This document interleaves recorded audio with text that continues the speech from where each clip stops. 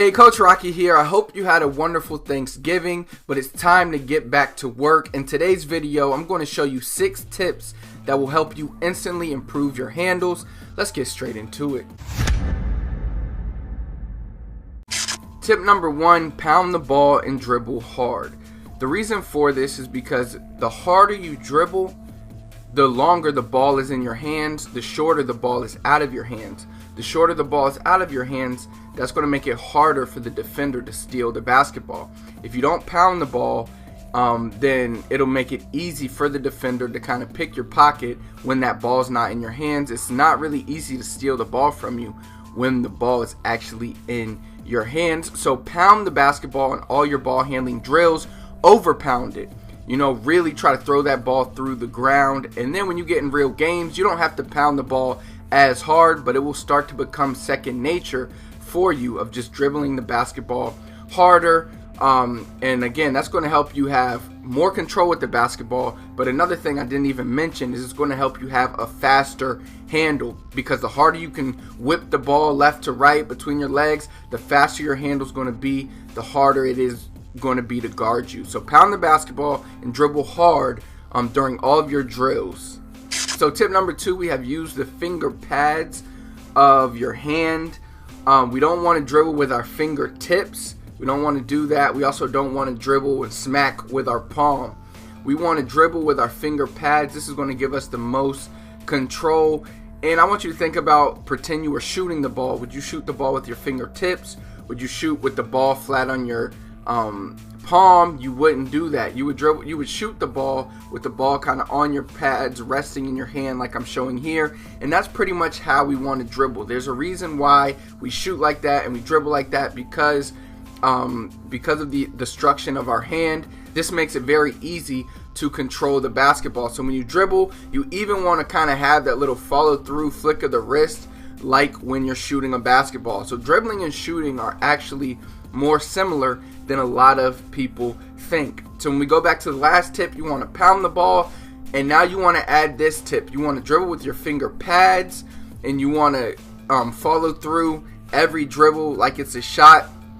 And this is really going to help you control the ball. It's going to help the ball go down and come back up into your hand. If you don't do this follow through and you pat with your hand, you don't have any control over the ball, and you're not 100% sure that ball is going to come back to the spot that you want it to come back to. So use your finger pads again on all your dribbling drills and when you're dribbling in the games. But use these tips in your drills, because they will become second nature. So when you step into the games, you won't even have to think about it. So tip number 3, keep your head up. And the reason you want to keep your head up is simple. You want to be able to see the defense. You don't want to miss a teammate getting open or an opening that you can attack. Now, you want to practice keeping your head up as much as possible. Please note that in a game, you are going to look down sometimes. I look down when I'm doing my moves sometimes to find the ball. If you watch Stephen Curry, Kyrie Irving, these guys also look down when they're doing their moves.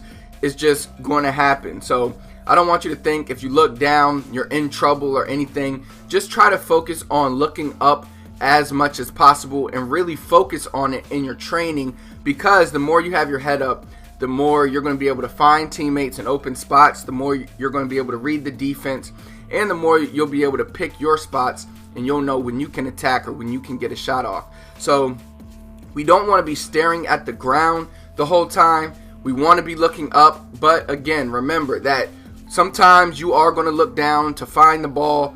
That's only right. You can't do every move. You don't always know where the ball is going to be. Sometimes you might lose the handle. A lot of times on, like, say, a behind the back move, you have to look down to find the basketball. Again, that's completely fine. You can watch all the NBA players. They look down when they're doing moves sometimes to find the basketball. So keep that in mind when you're doing these moves, but also try to keep your head up as much as possible so that you can see the defense and see the openings. Tip number 4, we're focusing on going north to south and not east to west. So what I mean by this is you want to focus on going with your moves north to south, straight and back to retreat, versus going too much east to west. Now, when I say east to west, I'm not talking about like a crossover where you quickly cross over left to right and then you blow by your man, because that's still going north to south. What I mean by east to west is starting from the left side of the court, dribbling to the right side of the court instead of beating your man and attacking. So we don't want to go too much east to west. We want to try to focus on going north to south. I see a lot of players, they do a whole bunch of ball handling moves, but they don't go anywhere. They just go side to side. They don't attack the rim. They don't blow by their man and attack the basket, and they don't attack the paint. So what you want to do here is, yes, come straight at your defender, attack your defender, do not attack the sideline.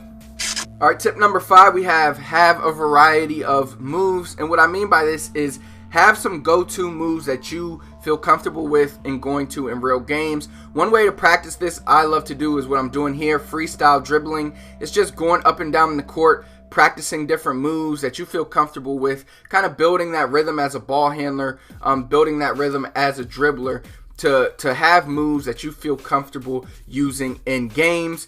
And the reason for this is because when a defender is guarding you, you want to have these go-to moves that you can go to, and you want to be comfortable with doing different types of moves. Remember, in real games, you don't know what's going to happen. We can't predict anything.